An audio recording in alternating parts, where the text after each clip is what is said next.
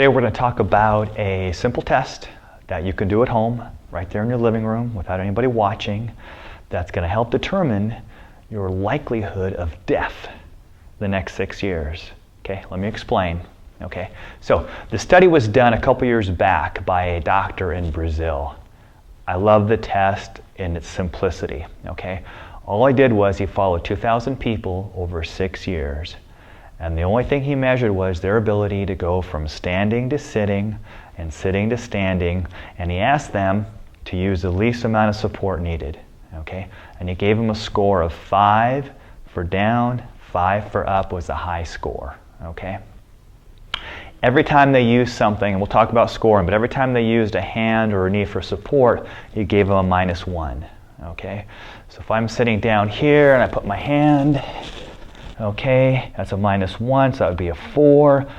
Standing back up again. Okay, that would be a -2. So it would be 4 on the way down, 4 on the way up for a score of 8. Okay, and then he just tracked them for 6 years. So it's interesting what he found. Those who scored between 8 to 10 lived the longest. Those who came in between 6 and 7.5, you lose a half point, by the way, if you are a little shaky on your balance. So 6 to 7.5 were twice as likely to die as the top group. Those that scored 3.5 to 5.5 were 4 times as likely to die, okay, in that same 6-year period than the group that scored 8 to 10. And if you scored 0 to 3, you were 6 times more likely to die, okay, as the group that scored from 8 to 10. So the take-home message is you want to be in that 8 to 10 category, okay? Now, let's talk about how we score this, okay? So a perfect score would be no assist or loss of balance, down and back up again, okay? Easiest way to do this is to cross one leg over the other and just to sit straight down without a loss of balance or use of your hands. So that would be a 5. Okay? Now coming back up again, same kind of thing, no loss of balance, and that would also be a 5. So I would score perfect 10. Okay? So that was pretty good. Now let's talk a little bit about if I needed some support. This would be a -1, -2, -3. Okay? So that would be a 2.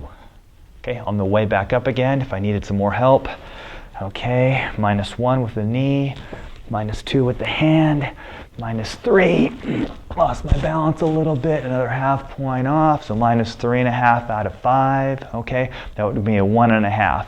So I think I said a 2 on the way down, 1.5 on the way up, that's a 3.5, okay, so I would be 4 times as likely to die as someone else, okay, who could do that and score between 8 to 10.